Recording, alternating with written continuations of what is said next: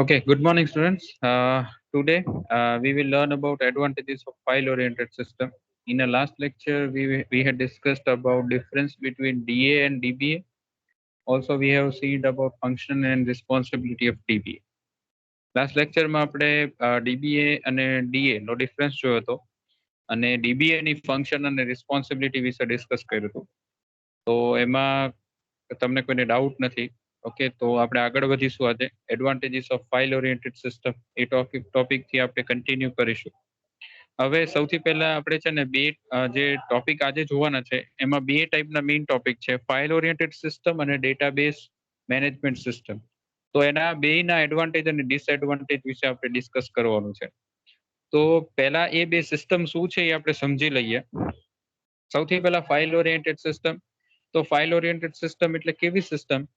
તો file oriented સિસ્ટમની અંદર જે બધી વસ્તુ થાય ને એ with the help of files થાય. ફોર એક્ઝામ્પલ, તમે એવું વિચારી લો કે તમારે કોઈ ડેટા કલેક્ટ કરવો છે, સ્ટોર કરવો છે, બરાબર, પણ તમારી પાસે ડેટાબેઝ મેનેજમેન્ટ સિસ્ટમ નથી. ઓકે, એવું કોઈ સોફ્ટવેર નથી. અત્યારે તમે જે SQL માં કામ કરો છો એવું નથી, ઓરેકલ નથી, બરાબર. આ બધા જે ડેટાબેઝ છે એવા ડેટાબેઝ નથી, પણ તમે ફાઇલ ઓરિએન્ટેડ સિસ્ટમમાં કામ કરો છો, જે આપણે ટ્રેડિશનલ પહેલા આપણે ફાઇલ ઓરિએન્ટેડ સિસ્ટમથી કામ કરતા હતા. તો તમે માની લો કે તમારી પાસે માઇક્રોસોફ્ટ એક્સેલ છે. તો એક્સેલ ની અંદર તમે શું કરી શકો? તો તમે ડેટા એન્ટર કરી શકો. એ ડેટા એન્ટર કરો, એને તમે પર્ટિક્યુલર ફોર્મેટમાં લખી શકો. એને એને તમે ફોર્મેટિંગ કરી શકો, કલરિંગ આપી શકો. એની અંદર માનો કે સમ, એવરેજ એવું બધું કેલ્ક્યુલેટ કરવું તો કરી શકો. પણ માની લો કે તમને એક્સેલ માંથી કોઈ એવું કે મારે આની અંદરથી કોમ્પ્યુટર ડિપાર્ટમેન્ટના સ્ટુડન્ટ છે એને કાઢવા છે, તો તમારે શું કરવું પડે? મેન્યુઅલી બધું ફાઇન્ડ આઉટ કરવા જવું પડે કે ભાઈ આમાંથી કોમ્પ્યુટર વાળા કેટલા, આમાંથી આ કેટલા, બરોબર છે. એમાં તમારે ફોર્મ્યુલાસ મૂકવા પડે. પછી તમારા જે ડેટા છે એની અંદર માની લો કે એક શીટમાં અમુક ડેટા હોય, બીજી શીટમાં બીજો ડેટા હોય, તો તમારે બે શીટને સ્વિચ કરીને ડેટા તમારે મેન્યુઅલી ક્યાંક પેન પેપરમાં લખવો પડે, અથવા તો નવી શીટ બનાવવી પડે અને એની અંદર એ વસ્તુ લખવી પડે. જ્યારે કે ડેટાબેઝ મેનેજમેન્ટ સિસ્ટમ છે આ બધા પ્રોબ્લેમ્સને તમને ઓવરકમ કરી આપે છે, બરાબર. બધા પ્રોબ્લેમને સોલ્વ કરી આપે છે. ફાઇલ ઓરિએન્ટેડ સિસ્ટમની અંદર સિક્યોરિટી નથી હોતી, બરાબર. એ બધા જ એડવાન્ટેજ ડિસએડવાન્ટેજ જે છે એ આપણે અહીંયા ડિસ્કસ કરવાના છે. જ્યારે કે ડેટાબેઝ મેનેજમેન્ટ સિસ્ટમની અંદર શું છે કે તમે ક્વેરીઝ થી કામ કરી શકો. તો ક્વેરીઝ જે રહી એની તમને સિન્ટેક્સ આવડે અને તો તમે શું કરો, બે ટેબલમાંથી ડેટા ફેચ કરીને લાવી શકો, ડેટા ફિલ્ટર કરી શકો. હજી તમે જેમ જેમ આગળ જે તમે SQL શીખી રહ્યા છો અત્યારે પ્રેક્ટિકલ સેશન્સમાં, પ્લસ પેરેલલી થિયરી સેશનમાં પણ તમને મેડમ ડિસ્કસ કરે છે. તો એ પોર્શન તમે જે લર્ન કરો છો, તો એના અંદર શું થાય છે કે તમે જે ક્વેરીઝ છે એ કેવી રીતે કરવાની એ શીખી રહ્યા છો. એટલે ધીરે ધીરે તમારા એ કન્સેપ્ટ ક્લિયર થશે, એટલે તમને ખબર પડશે કે ફાઇલ ઓરિએન્ટેડ સિસ્ટમ કરતા ડેટાબેઝ મેનેજમેન્ટ સિસ્ટમના ઘણા બધા એડવાન્ટેજીસ છે, બરોબર. તો આપણે સૌથી પહેલા સ્ટાર્ટ કરીએ advantages of file oriented system. તો સૌથી પહેલો પોઈન્ટ છે બેકઅપ. તો એ સીધી વસ્તુ છે કે ફાઇલ ઓરિએન્ટેડ સિસ્ટમનો એડવાન્ટેજ શું છે? તો it is possible to take faster and automatic backup. તમારા કોમ્પ્યુટરની અંદર જ ફાઇલ પડી હોય તો તમે પેન ડ્રાઈવ લગાડીને એનો બેકઅપ લઈ શકો, ક્યાંય કોઈ બીજી ડ્રાઈવમાં મૂકી શકો. તો એડવાન્ટેજીસ જે છે ફાઇલ ઓરિએન્ટેડ સિસ્ટમમાં, એમાં પહેલો પોઈન્ટ છે કે તમે આરામથી બેકઅપ લઈ શકો. બીજો પોઈન્ટ છે કોમ્પેક્ટનેસ. કોમ્પેક્ટનેસ એટલે તમે જે ડેટા છે એને ઇઝીલી સ્ટોર કરી શકો, કે તમારા ઇંગ્લિશ વર્ડ્સમાં સ્ટોર કરી શકો. એની અંદર કોઈ ઓબ્જેક્ટ્સ કે એવું સ્ટોર નથી થતું, તમારા જે લખેલી વસ્તુ હોય એ સ્ટોર થાય છે. એટલે જે મેમરી રિક્વાયરમેન્ટ છે એ ઓછી થાય છે. તો એ એક એડવાન્ટેજ છે તમારો ફાઇલ ઓરિએન્ટેડ સિસ્ટમ. નેક્સ્ટ છે તમારો ડેટા રિટ્રાઈવર. તમારે ડેટા રિટ્રાઈવ કરવો હોય તો તમને કોઈ ક્વેરી આવડતી હોય એવું જરૂરી નથી. કોઈ મિકેનિકલનો પર્સન હોય, કોઈ સિવિલનો પર્સન હોય, તો એ પણ એક્સેલમાં જોઈને ડેટા ફાઇન્ડ આઉટ કરી શકે. એને આપણે કહીએ કે સ્ટુડન્ટ કાઉન્ટ કરી દો કોમ્પ્યુટરના, તો એ ફોર્મ્યુલા મારી ચેક કરી શકે. પછી એડિટિંગ કરવું હોય તો એ પણ ઇઝી છે કે તમારે તમે ડાયરેક્ટલી સેલમાં જાઓ અને સેલની અંદર 15 વેલ્યુ લખ્યું તો તમે સેલમાંથી ક્લિક કરીને 16 નાખો તો 15 માંથી 16 અપડેટ ઇઝીલી થઈ જાય. ફિફ્થ વસ્તુ છે કે તમે એને રિમોટ એક્સેસ કરી શકો. પણ રિમોટ એક્સેસ કરવું એ દરેક વખતે પોસિબલ નથી હોતું એક્સેલમાં કે બીજી ફાઇલ ઓરિએન્ટેડ સિસ્ટમમાં. હું એક્સેલનો એટલે એક્ઝામ્પલ આપું છું કે એક ફાઇલ ઓરિએન્ટેડ સિસ્ટમ છે. બીજી ઘણી બધી ફાઇલ ઓરિએન્ટેડ સિસ્ટમ છે જેનો એક્ઝામ્પલ આપણે લઈ શકીએ as a file oriented system. તો રિમોટ એક્સેસ એટલે કે હું કોલેજમાં હોય અને તમે લોકો ઘરે હોય તો તમે ડેટાને એક્સેસ કરી શકો છો કે નહીં? તો હા, કરી શકાય. હું મારી ડ્રાઈવમાં એક ફોલ્ડર મૂકી દઉં અને ત્યાં એક્સેલ મૂકી દઉં ને હું એ એક્સેલ તમારા બધા સાથે શેર કરી દઉં. તો તમે બધા એક્સેસ કરી શકો, પણ એ દરેક વખતે પોસિબલ હોતું નથી. એના માટે નેટ કનેક્ટિવિટી ને બધી વસ્તુ જોઈએ. સિક્સ્થ વસ્તુ જે છે એડવાન્ટેજ, કે શેરિંગ ઇઝી છે મલ્ટિપલ યુઝર. તો મેં તમને કીધું એ રીતે કે આપણે ડ્રાઈવમાં મૂકી દઈએ એ ફાઇલ, તો આપણે આરામથી એને શેર કરી શકીએ, એનો યુઝ કરી શકીએ. તો આ જે બેઝિક જે છે 6 આ એડવાન્ટેજ છે તમારા ફાઇલ ઓરિએન્ટેડ સિસ્ટમ. હવે તમને એક્ઝામમાં એવું પૂછવામાં આવે કે ડિસએડવાન્ટેજ લખો ફાઇલ ઓરિએન્ટેડ સિસ્ટમના ઓવર ડેટાબેઝ મેનેજમેન્ટ સિસ્ટમ. તો સૌથી આ જે ક્વેશ્ચન રહ્યો એ સૌથી આઈએમપી ક્વેશ્ચન છે, જે જનરલી એક્ઝામમાં પૂછાતો હોય છે કે disadvantage of file management system or file oriented system over database management system. તો આની અંદર આ જે પોઈન્ટ્સ લખેલા રહ્યા આ બહુ જ ઇમ્પોર્ટન્ટ છે. સૌથી પહેલો પોઈન્ટ છે ડેટા રિડન્ડન્સી. મેં જે ટોપિકનું નામ લખેલું છે ડેટા રિડન્ડન્સી, ડેટા ઇનકન્સિસ્ટન્સી, તમારે આ પોઈન્ટ તમે સમજશો ને તો આ થિયરી તમે જાતે પણ લખી શકશો આની અંદર. અને એ જ ઇમ્પોર્ટન્ટ છે કે તમારે કન્સેપ્ટ ક્લિયર થવા જોઈએ. તો ફર્સ્ટ છે ડેટા રિડન્ડન્સી. ડેટા રિડન્ડન્સીનો મિનિંગ થાય ડેટા ડુપ્લિકેશન, ડેટાનું ડુપ્લિકેશન થવું. હવે ફાઇલ ઓરિએન્ટેડ સિસ્ટમમાં પહેલો જ પ્રોબ્લેમ શું થાય કે માની લો કે એક્સેલ ફાઇલ છે મારી પાસે, મેં તમને શેર ના કરી, ઓકે? અથવા તો આપણે બીજો એક્ઝામ્પલ લઈએ કે મારી પાસે એક ફાઇલ છે ને સેમ ટુ સેમ તમારી પાસે એક ફાઇલ. હવે આપણે બે જણા એમાં ચેન્જ કરીએ તો ફર્સ્ટ 10 રોઝમાં મેં ચેન્જ કર્યો અને 11 to 20 રોઝમાં તમે કોઈએ ચેન્જ કર્યો. તો 1 to 10 માં જે મેં ચેન્જ કર્યો એ તમારી પાસે નહીં હોય, બરાબર? અને 11 to 20 માં જે તમે ચેન્જ કરશો એ મારી પાસે નહીં. તો એનાથી થશે શું કે મારે મારી કોપી તમને આપવી પડશે અને તમારી એક્સેલની કોપી તમે મને મોકલશો. તો શું થશે? મારી પાસે ડેટા રિડન્ડન્ટ થશે, ડેટા ડુપ્લિકેટ થશે અને તમારી પાસે ડેટા ડુપ્લિકેટ. તો ડેટા ડુપ્લિકેશન થાય એટલે શું થાય? મેમરી જે છે એ વધારે રોકાવાની. તો સૌથી મોટામાં મોટો પહેલો જે ડિસએડવાન્ટેજ છે ફાઇલ ઓરિએન્ટેડ સિસ્ટમનો અથવા ફાઇલ મેનેજમેન્ટ સિસ્ટમનો, જ્યારે આપણે એને ડીબીએમએસ સાથે કમ્પેર કરીએ, એ છે data redundancy, data duplication of your data.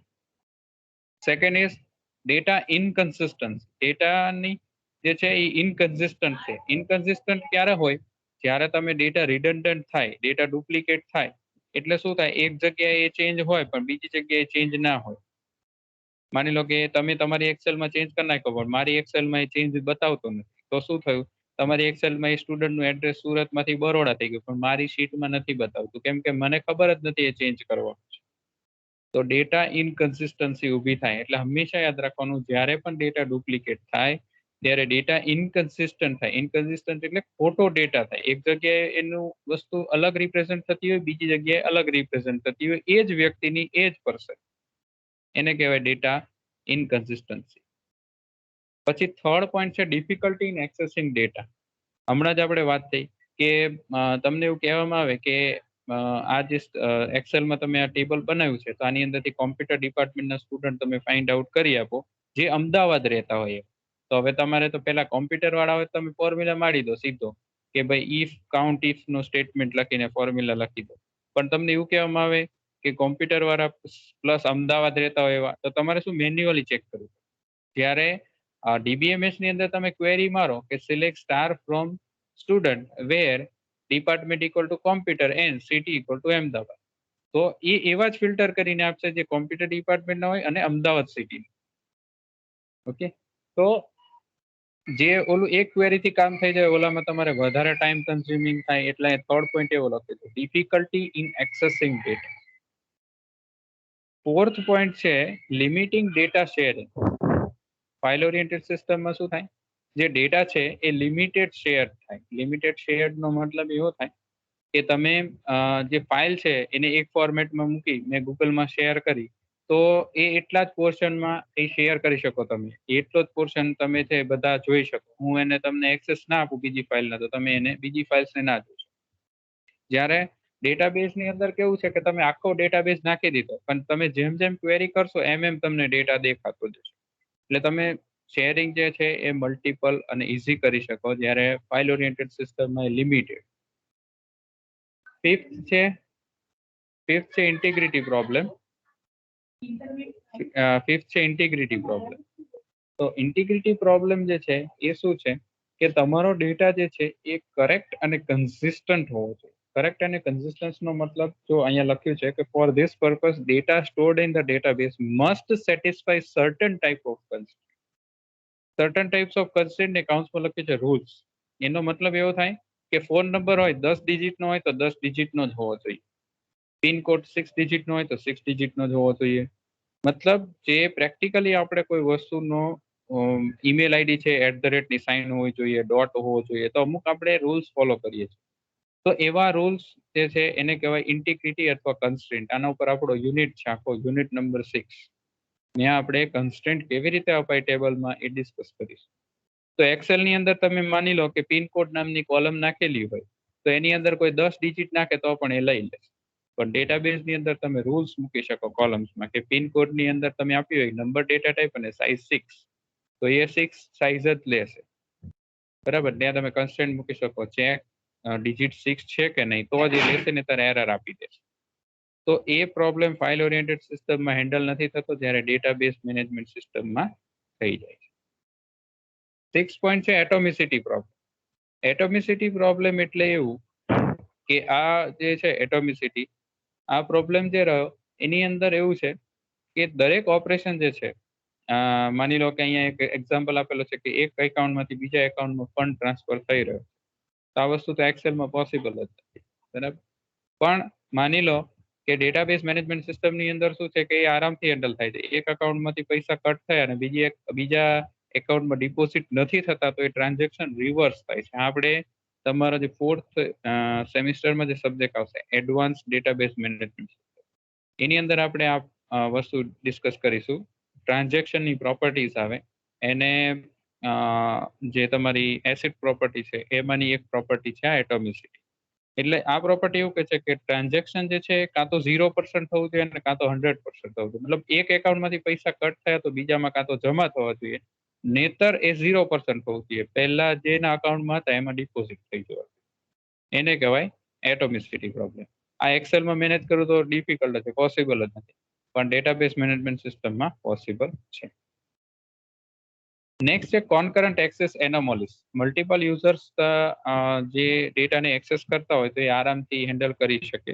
એક પર્સન એ ડેટાને ડિલીટ કરતો હોય, બીજો અપડેટ કરતો હોય, તો એ ડેટાબેઝ નક્કી કરી લે કે આને કયા પર્સનને અલાઉ કરવું ને કયા પર્સનને અલાઉ નથી કરવું. અને લાસ્ટ છે સિક્યોરિટી પ્રોબ્લેમ, કે ડેટાબેઝ મેનેજમેન્ટ સિસ્ટમ જે છે એની અંદર સિક્યોરિટી વધારે હોય, કેમ કે એની અંદર યુઝર નેમ પાસવર્ડ આપેલા હોય, પ્લસ તમે ટેબલ્સ ઉપર અમુક રિસ્ટ્રિક્શન રાખી શકો, એને પરમિશન આપી શકો.